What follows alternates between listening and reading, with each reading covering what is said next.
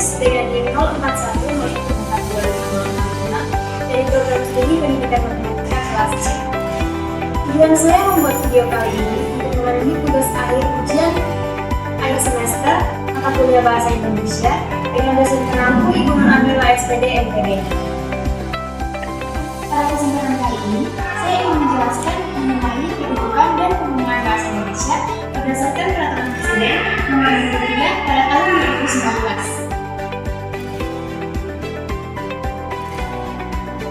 Bahasa Indonesia adalah bahasa nasional dan bahasa resmi masyarakat Indonesia yang digunakan sebagai alat komunikasi serta pemersatu masyarakat Indonesia.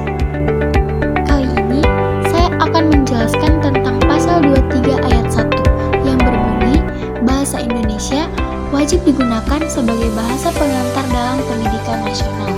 Maksudnya, pada pasal 23 ayat 1 ini dijelaskan bahwa bahasa Indonesia wajib digunakan sebagai bahasa pengantar dalam pendidikan nasional.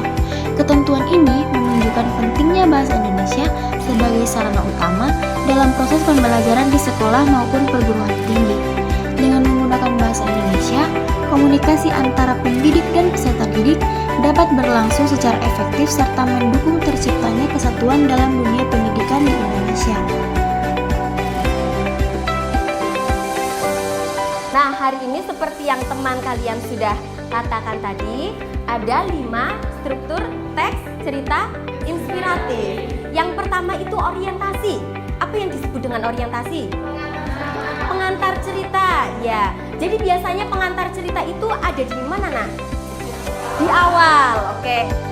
Pada video ini, terlihat seorang guru bahasa Indonesia sedang mengajar menggunakan bahasa Indonesia agar proses pembelajaran dapat berjalan dengan baik dan mudah dipahami oleh seluruh siswa. Oke, kisah tokoh menuju ke.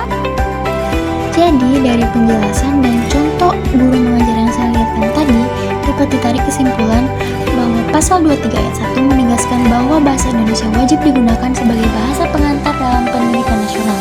Hal ini bertujuan agar proses pembelajaran berjalan efektif serta memperkuat persatuan bangsa melalui penggunaan bahasa yang sama.